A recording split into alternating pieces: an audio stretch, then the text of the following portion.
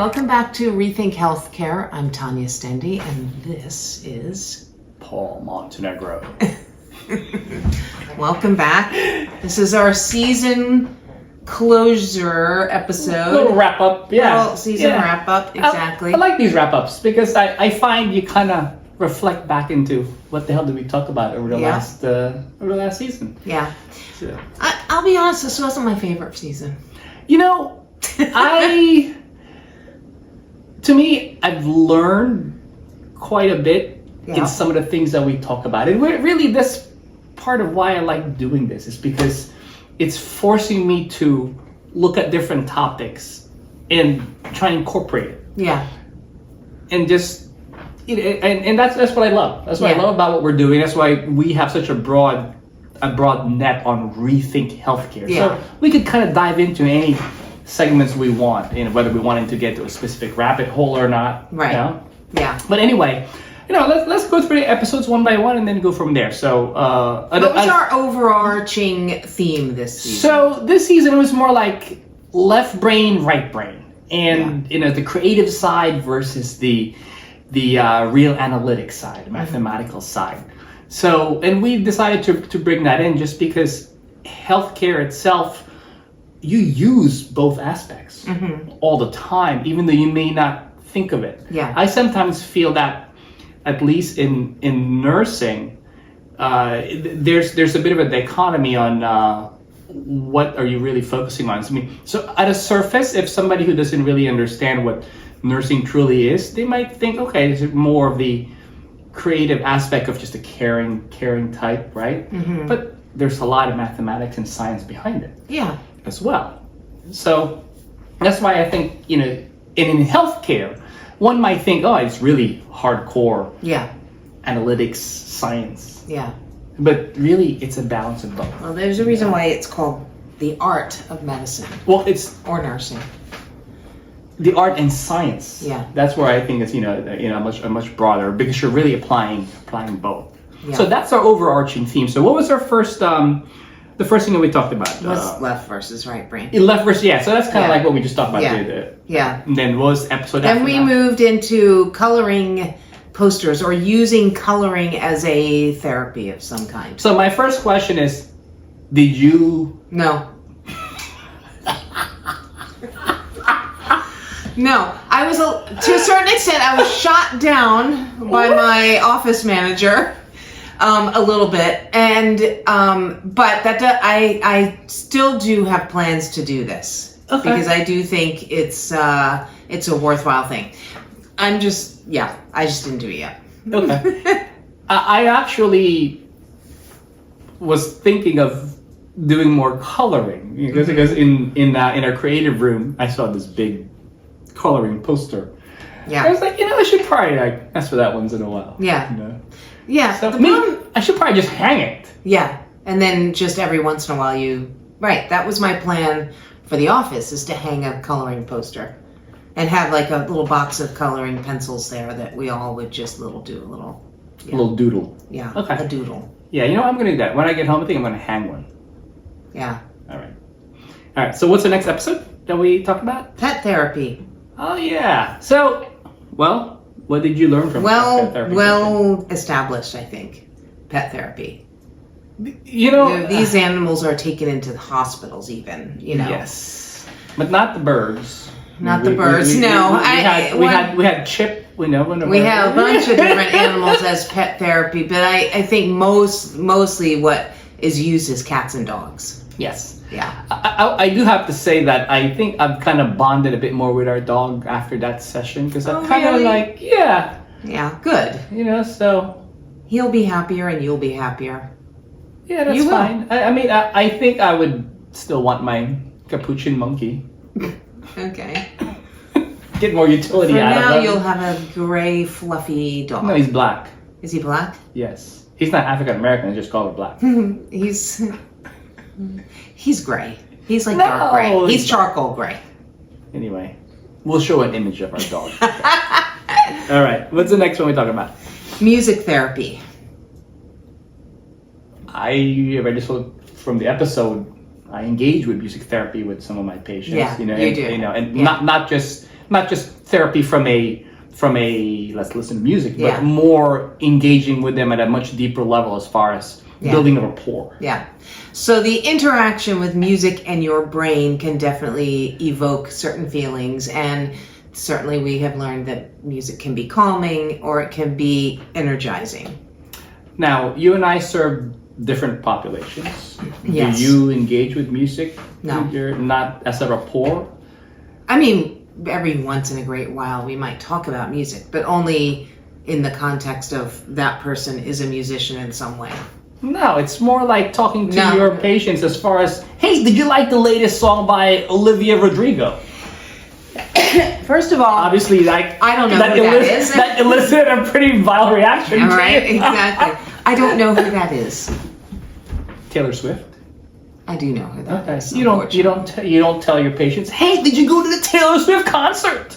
Yes, I did, because she was here not that long ago, and it was a big deal. Yeah, or you tell them that I listened to Tupac Shakur. You know, you don't do any of that. No, you don't do that anymore. Oh. Well, maybe you do in recordings. Anyway, that's music therapy. I mean, it's very well established. I mean, it is the holiday Christmas season, so my wife will play Christmas music. Christmas music quite a bit. So that's why I actually do like Christmas music. Yeah, me too. But we're not religious. happy. It's not a religious show, so let's not talk about Okay. religious stuff. You know. Digital art therapy. So what do you think of it? I didn't get this one at all. You didn't get it No. because you're just not digital. No, maybe. Well, it's a form of expression for the younger generation, like the millennials and the Gen Zers. They're more apt to using digital means as opposed to a canvas, Yeah. like an oil and canvas. Okay. That is why that's there, because it's a whole level. But not just that, right? The science behind it too. I mean, there's a lot of artificial intelligence that's being brought into this. So I personally like it. I use it a lot. I have you programs do. Yeah. that I've done presentations on them before. So maybe you should enlighten yourself to digital art. Okay. Next is sports therapy. Okay, what do you think of that episode? It was interesting, and there was that we had that example of I think it was a skateboard. It was an adaptive skateboard. but who was what was wrong with the person again? So it had cerebral palsy. Yeah, that's what I was Yes. gonna say. I thought it was CP. Yes. Yeah, and that is something. Yeah. So it's really not as utilized, I believe. But then again, it's a lot of effort to try and build this, because it's really, you're bridging into occupational therapy. Yeah. There's a lot involved, and there's a lot of safety that goes along Of course. with that. So, Yeah. but I think the long and short of it is like just sports in general as another creative outlet Yeah. to be able to utilize with patients. Yeah, I mean, in terms of and yourself. usefulness, it's Yeah, and, and what we are talking about on our yes, and the science behind that as well. So it's not just the creative part, but it's really how do you apply creativity into a population set. Yeah. And a simple being is like, for example, for the geriatric population, when they go into recreation, they would use a quote-unquote sport, wherein they may just use a balloon and have a small little racket and hit the balloon around. So yes, is that really a sport? That it's simulating a sport. Yeah, But and then they're you're getting them active. Yeah, exactly. Active, they're socializing because they're in a social environment, they're engaging. Yeah, so I think it's a creative outlet for them. Yeah. So, okay. What was it? What after that? Interior design. I think we had quite a bit of debate on this. Cause Yeah, I think so too. Maybe you can tell by my face. Did you get much about No. from that? To me, it was more. It's there's definitely a lot of creativity involved in that because there's interior design specialists, right? How do you apply it really in healthcare settings? It probably could be utilized a lot more. I really believe it's highly underutilized. I think it's a stretch. No, I don't think so. I mean, just think of a hospital room. It's a bare square. Yeah, but that's different. Your interior design as an activity. Our next episode is color, and that's more, I think, what you're referring to. Yeah, but I wasn't using it as an activity because interior design, I mean, once it's set, then it's the environment. It becomes your environment. But that's where the environment will evoke certain things. That was my point. Okay. To that. Okay. You know. So then, as leading up to that is the color therapy. Yeah. Which I don't know. I wasn't. I know you weren't so much into it. I thought that was a little bit more useful in terms of healthcare because certain colors evoke certain feelings. I mean, but it's not, the downside of that is, and with interior design actually, is once it's set, it's set. You can't keep changing this stuff. Well, you can, but it's costly. It's not feasible.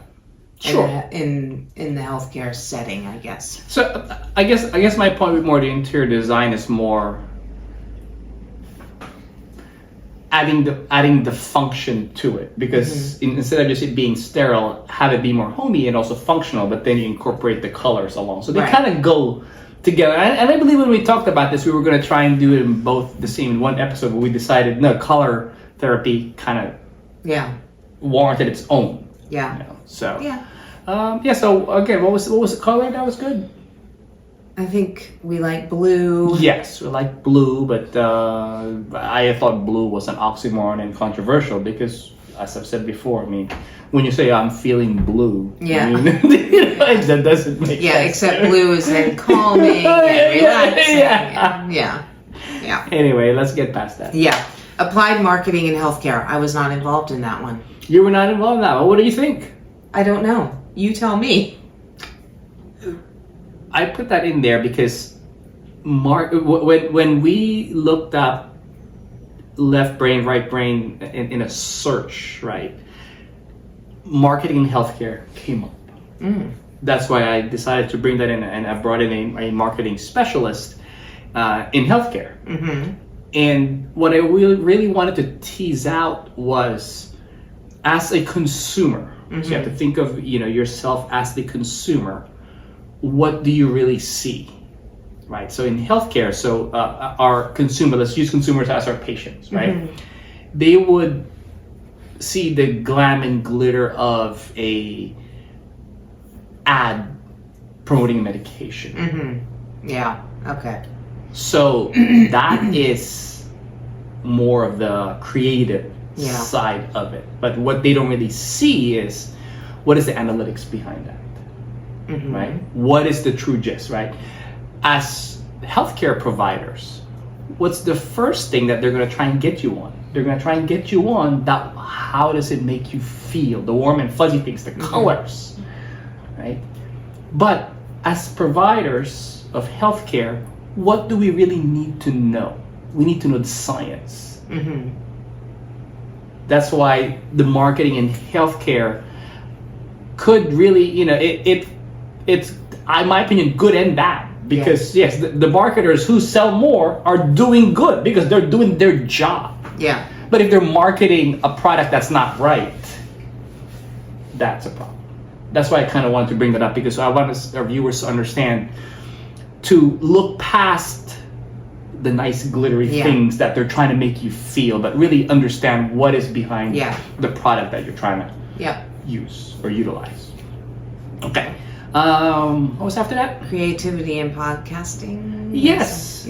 So yes, you weren't involved in that one in that one either. So I had brought in the community manager of a global healthcare organization or global healthcare platform, and through that she started a podcast because she felt that's a good way to communicate and elicit with her nurses that she's working with internationally. Mm-hmm. So I thought there's a lot of creativity behind that, but then there's also a lot of science behind it. Yeah. So that's why the right brain, left brain part. I talked to her about right brain, left brain, and how she applied that into. Now, we weren't talking about patient management, but we're talking about nurses, global nurses in general. Mm-hmm. Wherein we have these issues of a global shortage in nursing, and how she's kind of using different methods, not just from her own community platform, but also utilizing the media, social media aspect. Well, there's no video; it's on Spotify. Okay. And so it's I think the episodes are Beyond Shifts on Spotify. I actually enjoy it. I didn't know it was there. I'll have to check it out. Yeah, check it out. So it's Beyond Shifts on Spotify, and the host is Christine Lassig. She actually did a very nice job. I've listened to a few interviews, and I learned quite a bit so far. Yeah. Okay. All right. So I have to check that out. Yeah. Yeah. What's the next? I think it was the last. Aromatherapy. Yeah. Aromatherapy. Okay. I was about to sneeze when you said aromatherapy. Yeah, so aromatherapy, I think, is a pretty tried and true medium, Underutilized, I think. Yeah. Yeah, probably underutilized. I don't think as Americans we really have been in tune to that so much. It's more of an Eastern Correct. world. Yes. I agree. And I think part of why it's rather underutilized in hospital healthcare settings is because we're really trying to just deal with what is the pathology behind what's going on. Yeah. And the aromatherapy is more of a adjunctive type therapy. So it's a creative way of managing. So for example, believe in that episode you talk about your Meniere's disease. Yeah.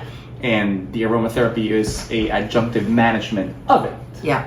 But it doesn't cure your disease. No, of course. Yeah. So Yeah. anyway, well, so that I think that's all the episodes, right? Yeah. So that was our take on kind of right side, left side brain and Creativity in healthcare. But there's certainly so much more to delve into in this topic, in this aspect. But we have to just kind of wrap up the season because we're looking forward to something a little different for the next season. All right. We'll see what that is. We shall. All right. Thank you so much. Thanks for joining us. We'll look forward to seeing you in our. Wouldn't be the next episode. It'll be the next season. Yeah. Okay. Bye-bye. Bye.